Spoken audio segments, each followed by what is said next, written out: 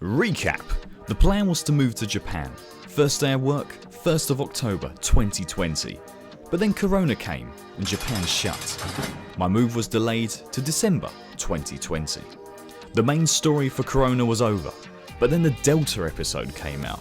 Japan shuts again, 5 days before my flight. So I wait, and wait, and wait, and wait. It's November 2021. Japan opens again.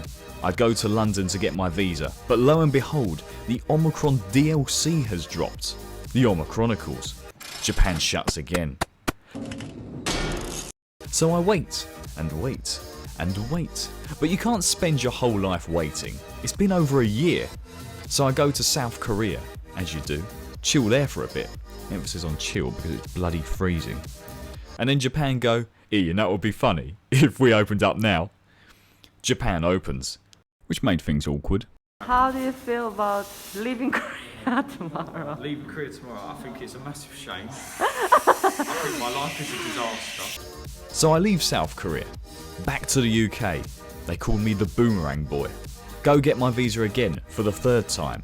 Jump on the plane and wait some more, because after 527 days, 20 more hours doesn't feel like much at all. Touchdown, survive the entry procedures, locate the Airbnb, and here we are. Yes! We've made it to Japan. I can't believe it. Fast forward 5 months. So here we are, in my apartment in Japan. After 527 days of waiting, we're finally here. And it's a momentous feeling. It's a huge moment where my life has moved on to another chapter. I've flocked to the nest from my own family home in the UK, and I've gone over to the other side of the world here on my own, starting working life. And yeah, it's becoming an adult. It's crazy, really. I've never known such a night and day change take place in my life before, but here we are. And you know what? I'm loving the thrill of it. I'm loving the independence, the challenge, and above all, I'm loving being in Japan. To emigrate from the UK is quite the decision.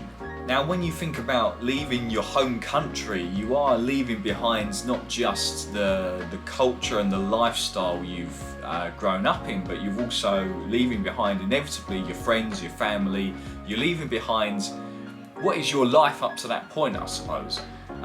If you've been in one country growing up the whole of your life, then it is a huge reset.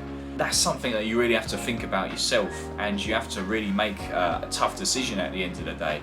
And for me, it always came when I was around friends and family, particularly during the waiting period, particularly last year, throughout the whole of 2021. I would be with my friends, I would be with my family, and I'd feel grateful that I'm with them and getting to spend quality time with them. But at the same time, I knew I should be somewhere else. I knew I should be in Japan, because that's where the next step of my life's waiting. That's where my job's waiting, where the next challenge. And it was just a feeling of, I've done everything I've needed to and wanted to do in the UK. I've been educated here. I've had some amazing memories with my friends, but now we're all going on to the next stage of our lives.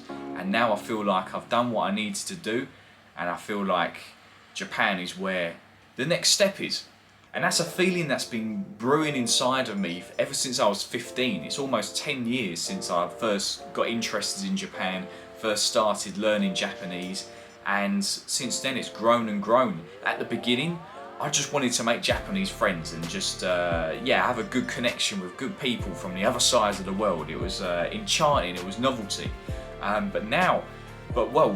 that, the more I learned Japanese and the more exams I did, the more my proficiency grew in the language, and I started doing it in university. I went to Japan a couple of times with my school, and I had my year abroad, and just as these things built and built, I realised having the long-term future here is what I'm always aiming for, and you've got to accept that, and you realise that, to go from being a student to taking your adult life to applying to jobs to finding a career on the other side of the world, as daunting as it is, you know this is what you want to do, this is what you've got to do.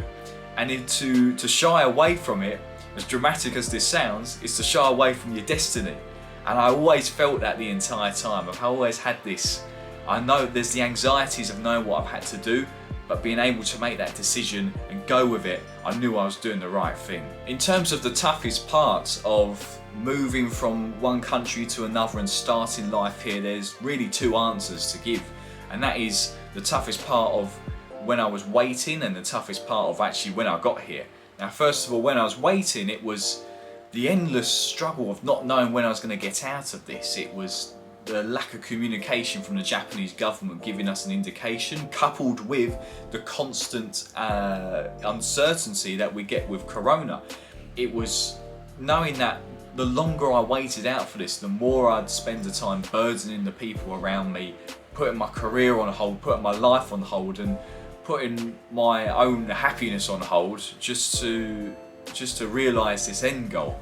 And I always believed in it. I always knew I'd get there if I waited long enough. But there were many a time where I looked up at the skies and thought, how much more have I got to wait? How much more have I got to suffer? And just, that was the tough part. But I'm so glad I waited it out. In terms of the toughest part actually getting here, I'm going to make an entire video on how confusing and how of a mad adventure it was actually getting started in Japan, getting this apartment, getting my life sorted out before I started my job, because my job is so busy that I'm so glad I got here a month before my job started, otherwise I would have nothing sorted by now. But going forward, we're here now, and you know, I'm not in a rush to get my life in order. Things will come. And I think once you go through this big change in moving to another country and starting a new job, not only have I emigrated, but I've also become a working member of society. I've become an adult. And that takes a bit of time to adjust to as well. And I've already had a bit of trouble actually, you know, living that sort of healthy and balanced lifestyle.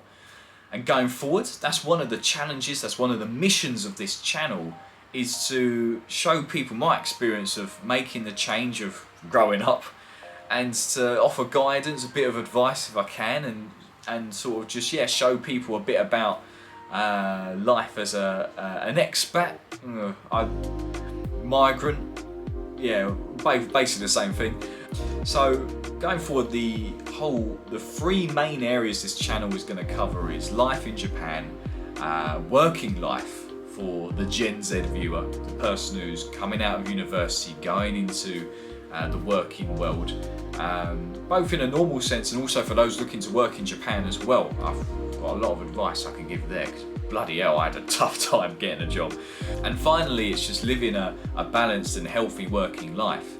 Now, there's no set definition for what a healthy working life is and what work-life balance is, because to everyone it's different.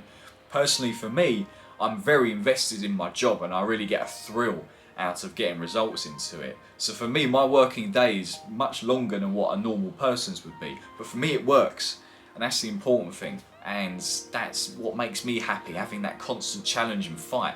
For other people, it's different, so we're going to explore that.